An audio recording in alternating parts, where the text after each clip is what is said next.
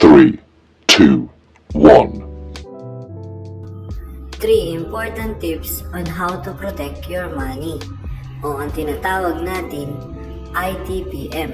Samahan niyo ako alamin ang mga ito. So, dumako tayo sa tip number 1. Number 1. Ilista kung saan napupunta ang sahod. Mahalagang malaman natin kung saan napupunta ang pera na kinikita natin buwan-buwan. Mabuti na mamonitor natin ang mga bayarin upang mas madali tayong makapag-budget. Mga halimbawa. Una, ang bills. Nariyan ang bayarin sa kuryente, tubig, upa sa bahay, isama na rin ang budget sa grocery. Pangalawa, dala. Kung ikaw ay OFW na katulad ko, mas mainam na mailista kung magkano ang nagagastos kada buwan bilang breadwinner ng pamilya. Kung susundin mo ang tip number 1, sigurado mas masarap ang tulog mo dahil magkakaroon ka ng peace of mind. Nakaplano kung saan napupunta ang pera na pinaghihirapan mo kada buwan. Gigising ka sa umaga na masigla at wala masyadong iniisip. Kasi nga, sa paggawa mo ng checklist, naka-organize na ang iyong pera. So, dumako naman tayo sa tip number 2. Huwag gumastos sa wants. Karamihan sa ating mga Pilipino, mahilig bumili ng hindi naman talaga kailangan. Bago tayo bumili ng mga gusto lang natin, ay pag-isipan muna itong mabuti. Mga halimbawa, bagong damit or sapatos. Kadalasan, kapag hype sa social media or sinusuot ng mga idol na artista or vlogger, minsan di natin pinag-iisipan. Hindi naman masama pero kailangan limitahan para maprotektahan ang ating pera. Mga bagong gadgets na uso or cellphones para makasabay sa uso or para may pagmalaki sa mga kaibigan or kamag-anak. Bumibili tayo nito, which is dapat ay hindi, lalo't kung gumagana pa naman or hindi pa sira ang luma nating gamit. Likas na sa ating mga ang magsaya, magparty at uminom. Sabi nga nila, minsan lang para matanggal ang pagod o stress.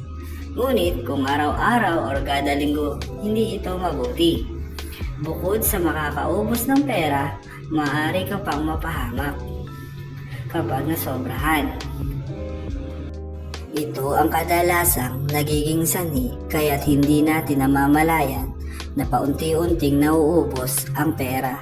Kaya hanggat maaari ay limitahan o kontrolin natin ang mga wants, bagkus mas pagtuunan pansin ang mga needs. Ito na ang number 3. Umiwas sa sugal at kasino. Marami sa atin lately ang nahuhumaling sa sugal. Ito na ang pinaka-risky sa lahat. Dito nauubos ang pera natin. Sa una, masaya dahil nakakatikim ng panalo. Pero kalaunan ay matatalo din. At dahil gusto mo makabawi at umaasa ka na manalo ka muli, ay mas madadagdagan lamang ang pera na nauubos mo nang hindi mo man lang namamalayan.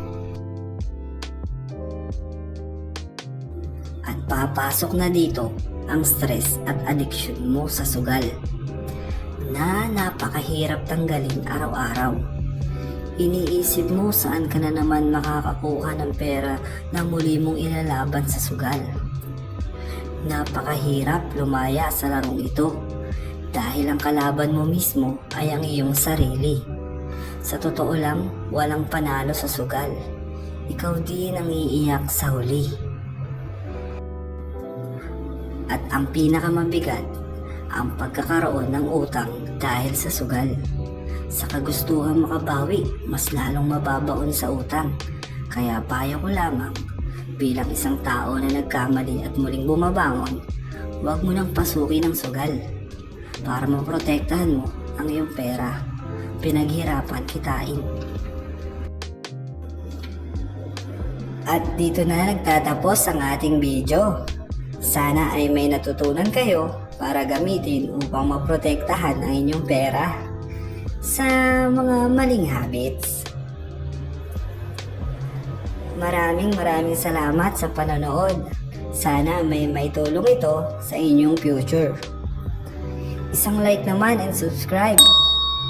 Mga kasalapi, sa susunod muling video, maraming salamat.